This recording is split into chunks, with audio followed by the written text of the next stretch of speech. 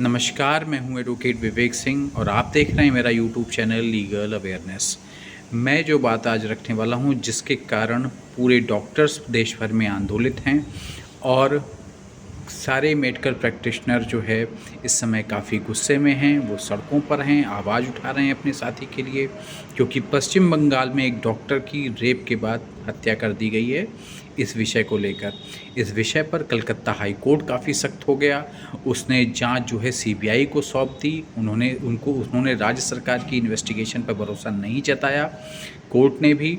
और उसके बाद कोर्ट की काफ़ी सख्त टिप्पणियाँ थीं, जिसमें कोर्ट का ये भी कहना था कि माँ बाप को भरोसा नहीं कि राज्य सरकार उनके साथ है।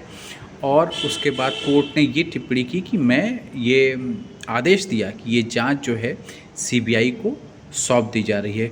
कुछ टिप्पणियाँ जो है अहम हैं, जो मैं आपके साथ अटैच भी कर दूंगा इस वीडियो के साथ, कि जो कलकत्ता हाई कोर्ट ने कहा, one more aspect which is also quite disturbing is that a case of unnatural death has been registered with the Thala police station in case number such and such, dated such date. It is submitted that under normal circumstances a case of unnatural death is registered where there is no complaint when the deceased victim was a doctor in the hospital. It is rather surprising as to why the principal/hospital did not lodge a formal complaint. This is, on our view, was a serious lapse, giving room of suspicion.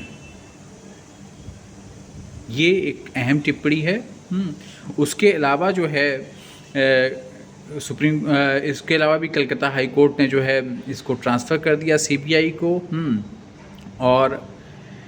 और ये भी कहा, एक टिप्पणी ये भी है, under normal circumstances the court could have direct a report to be filed and considered the report, and also might have grant leave to file exception to the report etc. However, the case on hand, it is peculiar case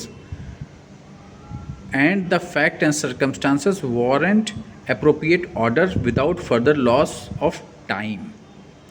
We are convinced to say so because even after a lapse of 5 days, there appears to no significant progress in the investigation, which ought to have happened by now, and by further loss of time, we would be well justified in the accepting the plea raised by the writ petitioner, more particularly that parents of the victim, that there is every possibility that the evidences will be destroyed and witnesses will be influenced.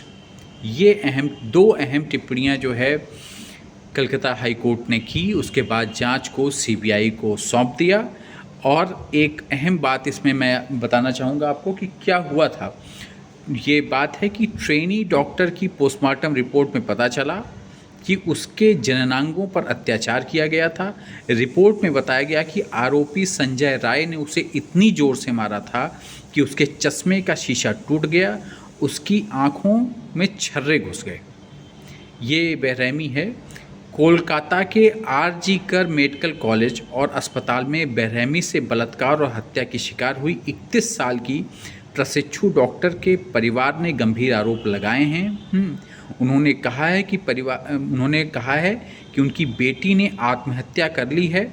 मतलब उन्होंने ये बताया कि उनके माता पिता ने उनको ये खबर दी गई कि उनकी बेटी ने जो है आत्महत्या कर ली है। उसके शव को देखने की अनुमति देने के लिए पहले उन्हें 3 घंटे तक अस्पताल के बाहर इंतज़ार कराया गया। और पिता ने कहा कि जब उससे पहली बार अस्पताल से फ़ोन आया तो अस्पताल के अधिकारियों ने उनसे कहा कि उनकी बेटी ने आत्महत्या कर ली है, उन्हें तुरंत वहां आना चाहिए। पिता के मुताबिक कोलकाता पुलिस को संदेह था कि आत्महत्या है, लेकिन बाद में उन्होंने अपना स्टैंड बदल लिया। माता पिता के साथ अस्पताल गए रिश्तेदारों में से कुछ का कहना है कि पीड़िता की माँ अपनी बेटी के बारे में जानने के बाद बेसुध हो गई, जो नेचुरल है, किसी के साथ भी ऐसा होगा। रिश्तेदारों ने ये आरोप भी लगाया कि जब वे अस्पताल पहुँचे तो 3 घंटे तक इंतज़ार करना पड़ा। और उसके अलावा जो है 3 घंटे बाद सिर्फ पिता को जो है अंदर जाने और शव देखने की अनुमति मिली। और उन्होंने केवल एक तस्वीर क्लिक करने की अनुमति दी, जिसे उन्होंने बाहर आने पर हमें दिखाया।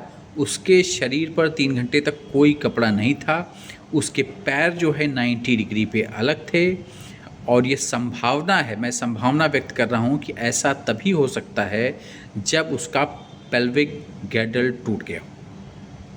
ये संभावना है, 90 डिग्री पर पैर अगर अलग हैं तो काफ़ी संभावना है कि उसका पेल्विक गैडल टूट गया हो, तब ये संभावना व्यक्त की जा सकती है। और जो इसमें विषय है, पोस्टमार्टम के बाद जो खुलासा हुआ है वो यही है, जो रिपोर्ट से पता लग रहा है हम लोगों को, जो जानकारी मिल रही है कि डॉक्टर के जननांगों पर अत्याचार किया गया था, जो लेडी डॉक्टर थी, और आरोपी राय, वो जो मैं आपको बता चुका कि छर्रे जो है शीशे में घुसे हुए थे।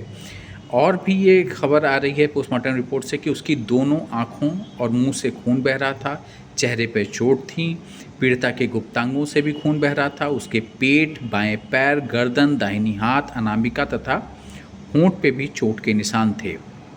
ये पश्चिम सरकार द्वारा संचालित आरजीकर मेडिकल कॉलेज एवं अस्पताल के सेमिनार कक्ष में शुक्रवार सुबह महिला स्नातकोत्तर प्रशिक्षु का शव मिला। जो डॉक्टर थी, ट्रेनी डॉक्टर, उनका शव मिला था। वो सरकार द्वारा संचालित ये मेडिकल कॉलेज है और उसी का सेमिनार कक्ष है उस कॉलेज का, जहाँ पर ये शव बरामद हुआ।